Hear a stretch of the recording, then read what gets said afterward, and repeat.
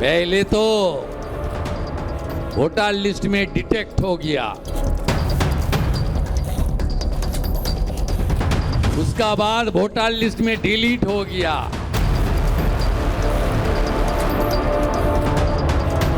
अभी तो टाइम आ गया है बंधु डिपोर्ट करने का।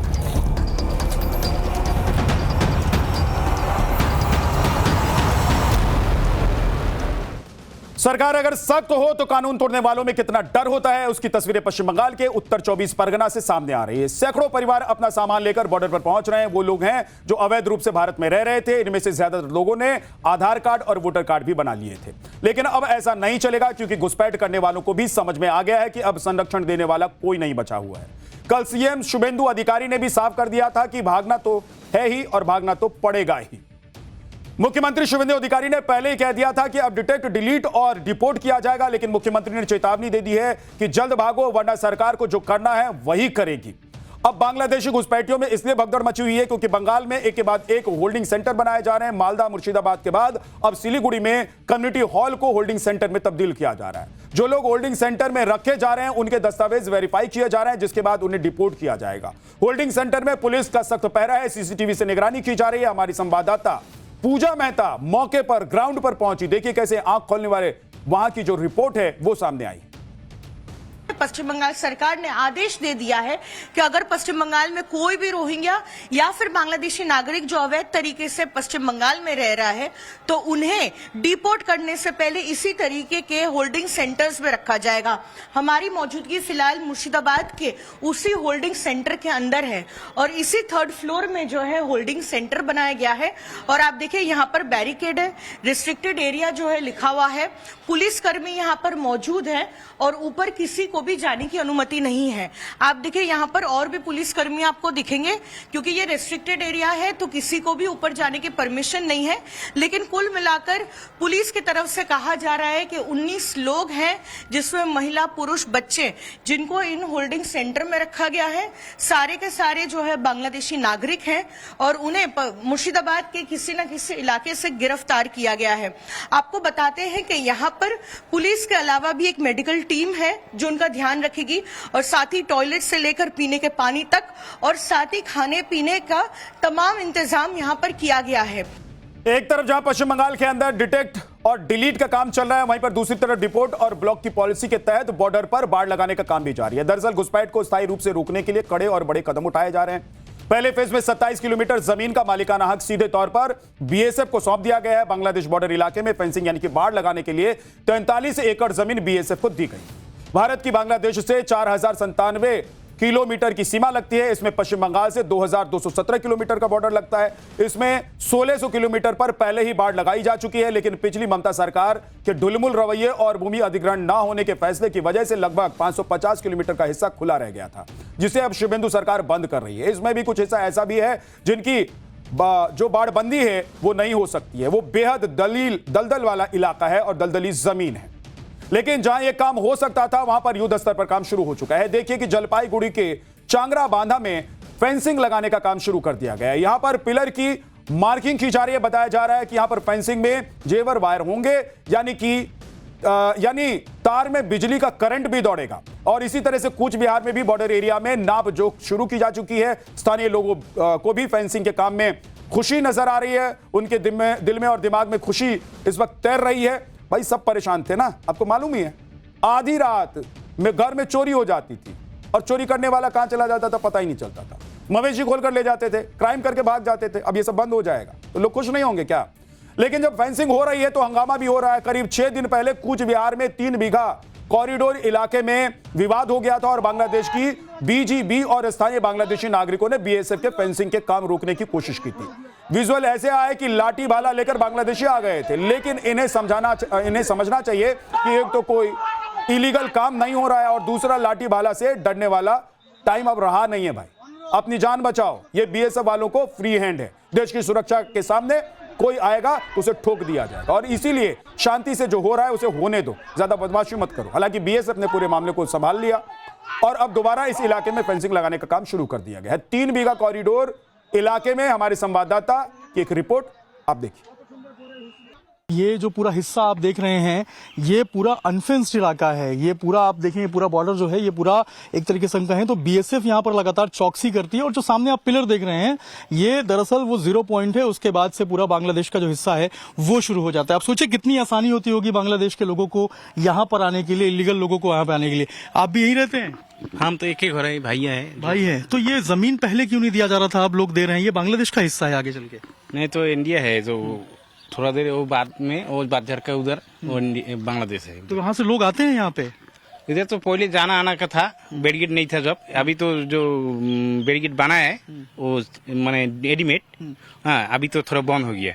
अभी जाने आने का कोई वरना पहले लोग बहुत संख्या में पहले जाता था, अभी नहीं है। चौकसी बढ़ा दी गई। हाँ अभी जो बैरिकेड होगा अच्छा होगा, हम लोग के लिए बहुत अच्छा होगा। मतलब आप चाहते हैं फेंसिंग हो? हाँ फेंसिंग हो हम लोग चाहता है। तो जमीन आप लोगों ने दिया है? हाँ देता है, तो सारे आदमी दे दिए। कोई दिक्कत परेशानी? नहीं कोई दिक्कत परेशानी नहीं है। तो ये इतने साल बाद आप लोग जमीन दे रहे हैं, पहले क्या जमीन नहीं मांगा जा रहा? तो इधर माने बैरिकेड होने के बाद नहीं था पहले, अभी हुआ, अभी देता है आदमी लोग। बॉस, बांग्लादेश के बॉर्डर से सिर्फ अवैध घुसपैठी नहीं होती थी, बड़े पैमाने पर स्मगलिंग और तस्करी भी हो रहा था। अभी बकरीद पर एक एक जानवर उधर टप जाता तो उसकी कीमत दोगुनी हो जाती, लेकिन अब पिन ड्रॉप साइलेंस है। आप देखिए कि पश्चिम बंगाल में बांग्लादेश से सबसे ज्यादा घुसपैठ मालदा और मुर्शिदाबाद के रास्ते होती है। यहां की नदी घाटियों और खुले इलाकों का इस्तेमाल अवैध रूप से सीमा पार करने के लिए किया जाता रहा है। इसके अलावा उत्तर 24 परगना, नादिया और दक्षिण दिनाजपुर भी संवेदनशील इलाके माने जाते हैं। इन जिलों में अंतर्राष्ट्रीय सीमा घनी आबादी वाले क्षेत्रों और बाजारों से होकर गुजरती है।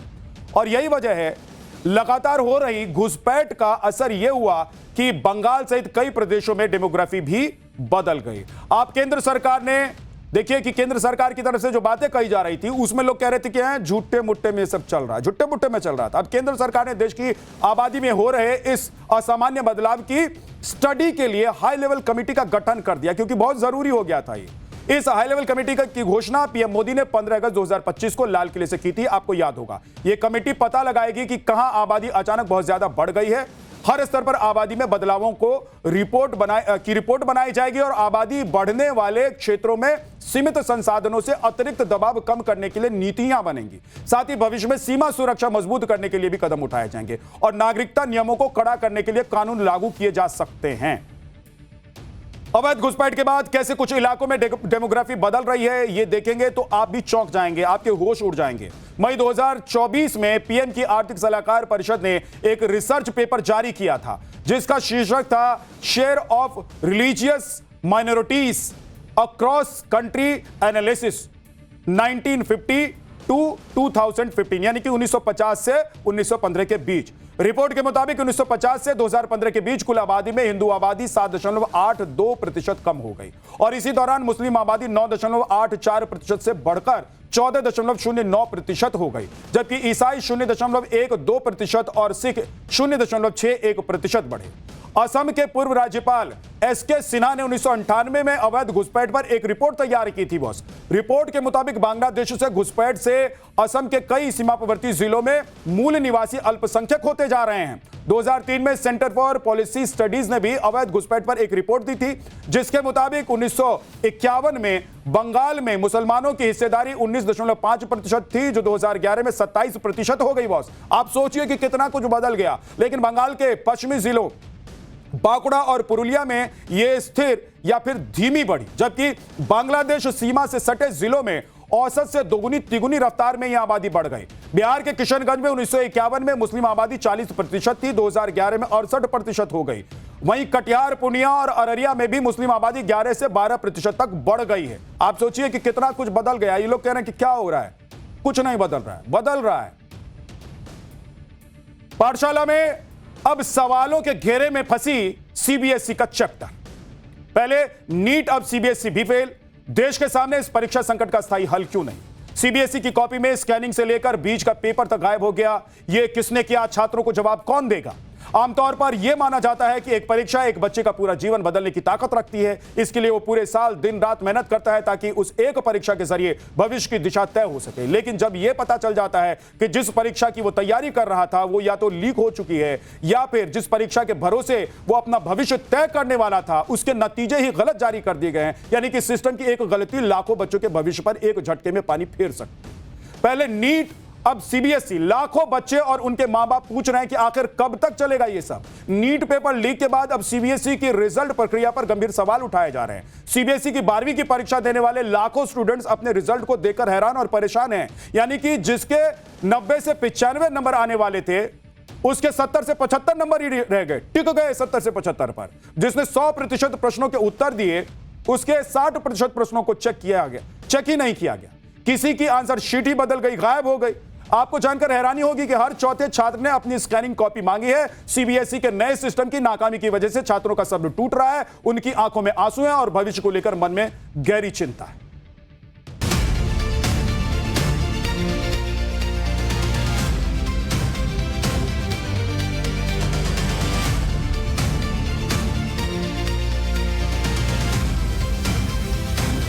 इसमें कोई नई चीजें नहीं है, बस hard copy of answer book के जगह पर स्क्रीन पर टीचर्स का एवोल्यूशन है। रिजल्ट का प्रदर्शन बच्चों ने जो लिखा है, जो उनके परफॉर्मेंस रहे, उसके अनुसार ही बोर्ड ने रिजल्ट को डिक्लेयर किया है। इसमें ओएसएम कहीं भी कोई फैक्टर नहीं है।